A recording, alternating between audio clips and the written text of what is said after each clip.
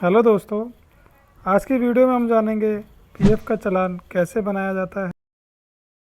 इसके साथ ही हम लोग जानेंगे पीएफ के ईसीआर हेड्स, बनाएंगे पीएफ का डाटा एक्सेल के अंदर, फिर उस एक्सेल से बनाएंगे हम सीएसवी फाइल को और उसके बाद हम जनरेट करेंगे पीएफ का चालान। दोस्तों, इस वीडियो में मैंने दिया है पीएफ का सिंपल डाटा ताकि आप सभी लोगों को आसानी से समझ में आ सके। अगली वीडियो में हम लेंगे पीएफ का नेक्स्ट लेवल का डाटा, जिसमें high PF contribution, zero pension, VPF का कंट्रीब्यूशन के मेंबर भी होंगे। दोस्तों, वीडियो में नए हैं तो चैनल को सब्सक्राइब ज़रूर कर दें, साथ ही साथ बेल आइकन को भी दबा दें ताकि अगली वीडियो की नोटिफिकेशन आपको तुरंत मिल जाए। दोस्तों, अब बात करते हैं पीएफ के हेड्स की। इसमें पहला है यूएन नंबर, दूसरा है एम्प्लॉय का नाम, तीसरा है ग्रॉस सैलरी। ये वो सैलरी होती है जिसमें कोई भी डिडक्शन नहीं होती है। चौथा है पीएफ वेजेस, जिसके ऊपर हम 12% पीएफ कैलकुलेट करेंगे। अगला है पेंशन वेजेस और छठा है ईडीआई वेजेस। इसके बाद सातवें नंबर पर हम एम्प्लॉय का पीएफ कैलकुलेट करेंगे, आठवें नंबर पर पेंशन कैलकुलेट करेंगे, नौवें नंबर में हम पीएफ और पेंशन का जो डिफरेंस अमाउंट आएगा उसको लिखेंगे। 10वें नंबर पर जितने दिनों का उसका पीएफ का कंट्रीब्यूशन नहीं होगा वो वाले डेज हम एनसीपी डेज में लिखेंगे। लास्ट है रिफंड ऑफ एडवांस।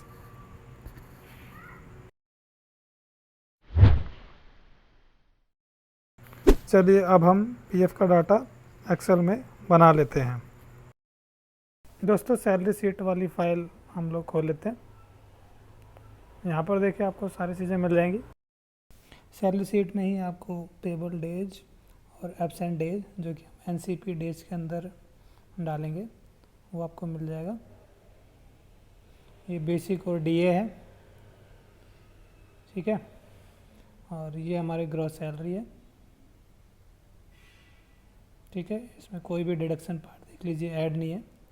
अब हम एक न्यू एक्सेल फाइल क्रिएट कर लेते हैं जिसमें हम वो सभी 11 हेड्स को लिखेंगे जो मैंने अभी आपको बताए थे।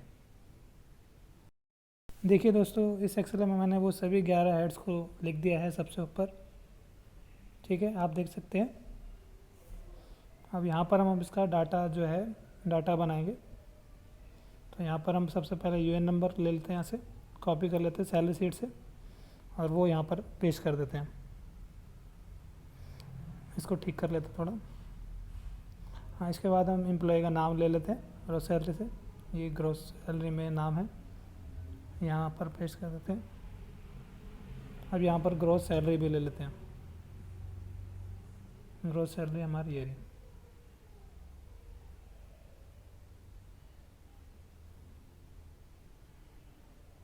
ठीक है। दोस्तों देखो, ये डिडक्शन का कोई सा भी पार्ट इसके अंदर ऐड नहीं है, तो आप देख लीजिए। ये डिडक्शन से पहले वाली जो सैलरी होती है उसे हम ग्रॉस सैलरी कहते हैं, वो हम यहाँ से कॉपी कर लेते हैं।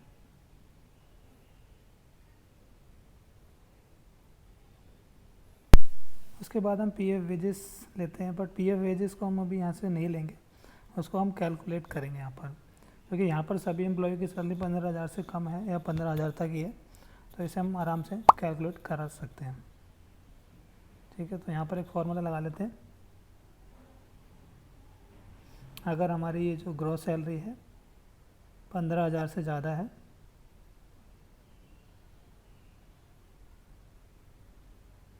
तब जो है 15,000 तक ही अमाउंट आना चाहिए। अगर वो कम है तो हमारी जो ग्रॉस सैलरी वाली सैलरी है वो यहाँ पर आना चाहिए।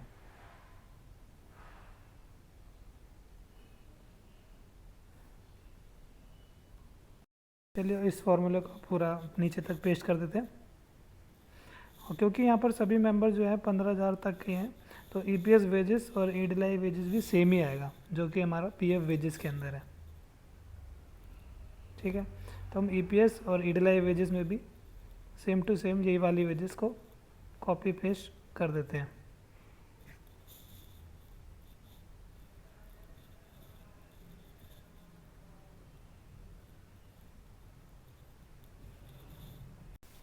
अब हम एम्प्लॉय का पीएफ, पेंशन और डिफरेंस का अमाउंट भी कैलकुलेट कर लेते हैं। पीएफ का कंट्रीब्यूशन कैलकुलेशन के लिए हम पीएफ वेजेस का 12% ले लेंगे। ये देखिए, एंटर मारेंगे, ये हमारे पास 12% का पीएफ अमाउंट जो है आ गया है। इसको भी हम दिए, फॉर्मूला भी आप देख सकते हैं, क्या फॉर्मूला लगाया मैंने राउंड में।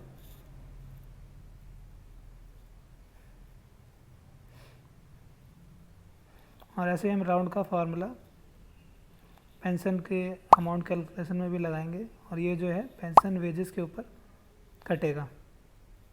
ये हमारी ईपीएस वेजेस है, इसके ऊपर 8.33% हमारा पेंशन का अमाउंट कटेगा। ठीक है, फॉर्मूले को भी आप ध्यान से थोड़ा नोट कर लीजिए ऊपर। अब ये जो डिफरेंस अमाउंट है, यहाँ पर हमारा पीएफ और पेंशन का डिफरेंट अमाउंट आएगा, जो कि हम पीएफ के अमाउंट में से पेंशन का अमाउंट माइनस करके निकाल सकते हैं। तो यहाँ पर हम इस फॉर्मूले को कॉपी करके पेस्ट कर देते हैं।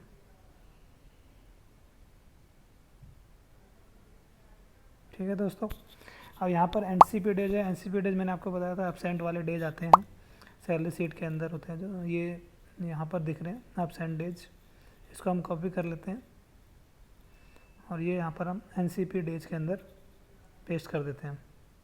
और रिफंड वाला कॉलम जो है हमारा 0 ही रहेगा, यहाँ पर हमेशा 0 ही आता है।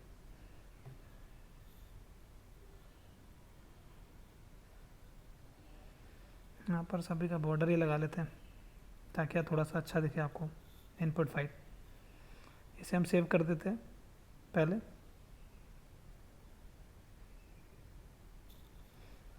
ये हमारी अपलोड फाइल पहले मैं सेव कर रहा हूँ एक्सेल के अंदर। ये फाइल एक्सेल में सेव हो चुकी है। अब इस फाइल को मैं क्लोज़ कर देता हूँ और इस सैलरी शीट को भी मैं क्लोज़ कर देता हूँ। अपलोड बनाने के बाद अब हम CSV एंड टेक्स्ट फाइल को क्रिएट करेंगे।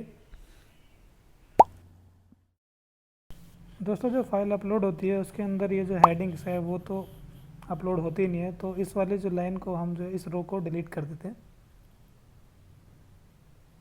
ठीक है दोस्तों, अब इस फाइल को हम सेवेज कर लेते हैं और इस फाइल को हम सेव करेंगे CSV कोमा डेलिमिटेड फाइल में। पहले इसका नाम लिख लेते हैं, इसके अंदर भी हम CSV लिख लेंगे ताकि हमें पता चले कि ये जो हमारी फ़ाइल है हमारी मेन फाइल से अलग है। ठीक है, अब यहाँ पर देखिए दोस्तों, यहाँ पर CSV कोमा डेलिमिटेड लिखा हुआ है। इस ऑप्शन को हम सेलेक्ट कर लेंगे और सेव कर देंगे। इसके बाद दोस्तों हम इस फाइल को ओपन नहीं करेंगे बल्कि राइट क्लिक करेंगे इस फाइल के ऊपर और ओपन विद पे सेलेक्ट करके हम इसे नोट पैड के अंदर ओपन करेंगे। ठीक है, एक्सेल में ओपन नहीं करेंगे, नोट पैड में ओपन करेंगे। तो ये देखिए ऐसी फाइल जो है खुलेगी नोट पैड के अंदर। फिर हमें जो सबसे नीचे जो लाइन दिख रही है, ये वाली लाइन, इसको आप बैक स्पेस दबा के हटा दीजिए। अब ये आपका कर्सर यहाँ पर आ गया। ठीक है, और फिर उसके बाद आप ये एडिट में जाओ और Ctrl+H भी आप टाइप कर सकते हो शॉर्टकट।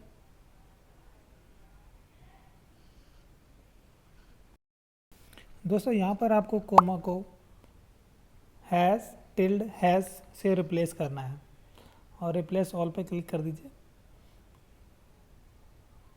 ठीक है, देखिए दोस्तों, अब ये वही फॉर्मेट आ गया है जो हमारा PF ECR के अंदर अपलोड होगा।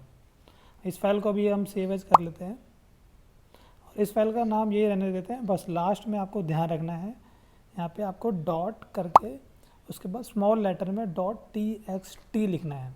ठीक है, .txt लिखकर आप इसको सेव कर दीजिए।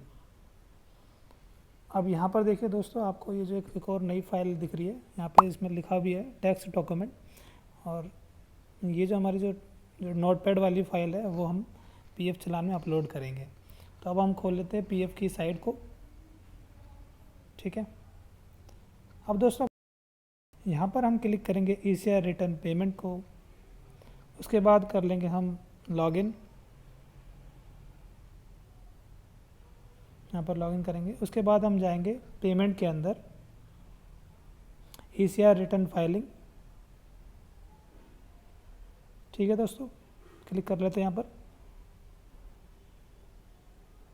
अब हम लोग जाएंगे ECR अपलोड में।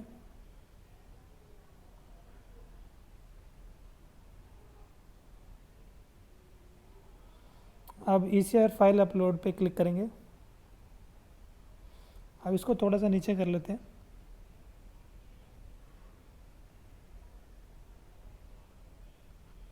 अब यहाँ पर आ गया, यहाँ पर हम सारी चीज़ें डाल देते हैं। पहले डालेंगे वेज मंथ, जो कि है हमारा अगस्त 21।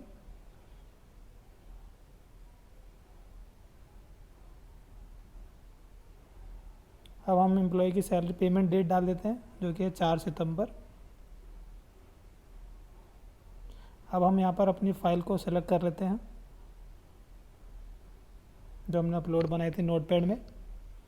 ये हमारी नोटपैड वाली फ़ाइल है, ये कर लिया। यहाँ पर हम ECR पे टिक कर देते हैं और ये यहाँ पर हमारा 12% ही रहेगा। ज़्यादातर कंपनियों का 12% ही रहता है, कुछ कंपनियाँ हैं जिनका 10% भी रहता है।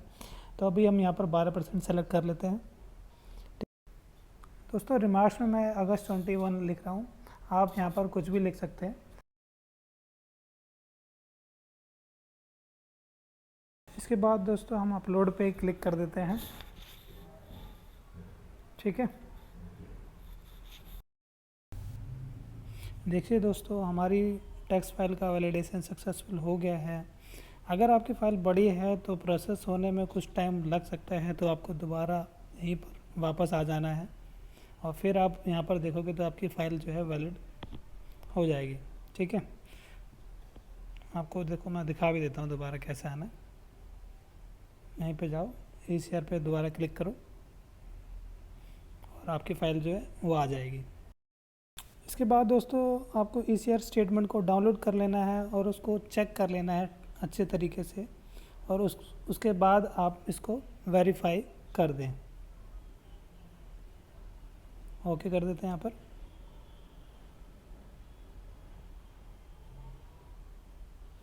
अब ये देखिए दोस्तों ECR हमारे सक्सेसफुली वेरीफाइड हो चुके हैं। अब हम प्रिपेयर चालान पे क्लिक कर देंगे।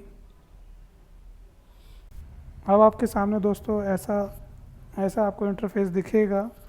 यहाँ पर देखिए वेज मंथ अगस्त 21 आ रहा है और रिटर्न मंथ सितंबर 21 आ रहा है। ठीक है, क्योंकि अगस्त महीने का जो रिटर्न मंथ है वो हमारा सितंबर होता है। दोस्तों हर महीने की रिटर्न हमें अगले महीने तक 15 से पहले सबमिट करनी होती है और उसकी पेमेंट भी हमें 15 से पहले करनी पड़ती है। जैसे अभी हमने अगस्त 21 की रिटर्न और चालान बना रहे हैं, तो उसकी जो लास्ट डेट होगी वो होगी 15 सितंबर। ठीक है दोस्तों। अब दोस्तों यहाँ पर जो सभी कंट्रीब्यूशन आ गया है, यहाँ पर जो PF के एडमिन चार्जेस और EDLI चार्जेस हैं वो भी यहाँ पर ऑटोमेटिक कैलकुलेट हो गए, क्योंकि जो अब साइट है वो अपडेट हो चुकी है। अब हमें मैनुअल यहाँ पर जो है PF के जो चार्जेस है वो डालने नहीं होते हैं, साइट खुद ही कैलकुलेट कर लेता है। फिर भी आपको अगर ये जो कैलकुलेशन है वो सीखनी है कि आपको कैसे करना है, तो उसके लिए भी मैंने एक जो है कैलकुलेशन की जो फ़ाइल बना रखी है। चलिए वो भी मैं आपको दिखा देता हूँ। दोस्तों जो इस फाइल में लिखा है ECR विद कैलकुलेशन, ये जो फाइल है वो कैलकुलेशन वाली फ़ाइल है। यहाँ पर मैंने सभी admin charges, EDLI charges, PF के जो भी चार्जेस होते हैं वो भी कैलकुलेट कर रखे हैं। और यहाँ पर देखिए दोस्तों, यहाँ पर जो PF का चालान अमाउंट है वो भी हमारा जो PF के पोर्टल पे जो अमाउंट आया है वो हमारा दोनों जो है मैच कर रहा है। ठीक है दोस्तों इस कैलकुलेशन फ़ाइल का भी लिंक मैं आपको डिस्क्रिप्शन बॉक्स के अंदर दे दूँगा, तो आप वहाँ पर जाकर इस कैलकुलेशन फ़ाइल को आप डाउनलोड कर सकते हैं। ठीक है, पहले अपनी कैलकुलेशन फ़ाइल से अभी यहाँ पर जो सभी अमाउंट है वो यहाँ पर मैच कर लेते हैं, जो PF की साइड पे जो आ रहा है। हम यहाँ पर सारी चीज़ें मैच कर लेते हैं। यहाँ पर अपनी gross salary, PF salary, PF के जो चार्जेस है, NCP डेज। ठीक है, ये देखिए 17 यहाँ पर आ रहा है और उधर भी वही आ रहा है। ये सभी कुछ हम लोग यहाँ से मैच कर लेते हैं। यहाँ पर आ रहा है अमाउंट 17154, इधर भी वही अमाउंट आ रहा है 17154। तो हमारा सब कुछ लगभग मैच कर रहा है। यहाँ पर दोस्तों एक चीज़ और है जो मैं आपको बताता हूँ। यहाँ पे दोस्तों PF का जो एडमिन चार्जेस है और जो EDLI चार्जेस है वो होता है 0.5%। पीएफ का एडमिन चार्जेस हमारा पीएफ वेजेस पे लगता है और यूटिलाइज चार्जेस हमारा पेंशन की वेजेस पे लगता है। बट जो पीएफ का जो एडमिन चार्जेस होता है उसमें एक कंडीशन होती है, ठीक है। उसके जो मिनिमम जो चार्जेस होते हैं वो होते हैं 500, तो हमें 500 रखना ही होता है। दोस्तों अब चलान का आगे का प्रोसेस कर लेते हैं। और यहाँ पर जो है अब इसके बाद हम लोग नीचे आ जाते हैं और यहाँ पर डालेंगे टोटल नंबर ऑफ़ एम्प्लॉई। हमारे यहाँ पर 5 ही है, अगर आपके ज़्यादा एम्प्लॉई है तो आप ज़्यादा ले सकते हैं। उसके बाद यहाँ पर लिखेंगे नंबर ऑफ़ एक्सक्लूडेड एम्प्लॉई जो कि पीएफ के अंदर नहीं आते हैं, और फिर उन एक्सक्लूडेड एम्प्लॉयज़ की ग्रॉस सैलरी लिखेंगे। उसके बाद हम लोग कर देंगे जनरेट चलान पे क्लिक। उसके बाद ओके कर देते हैं।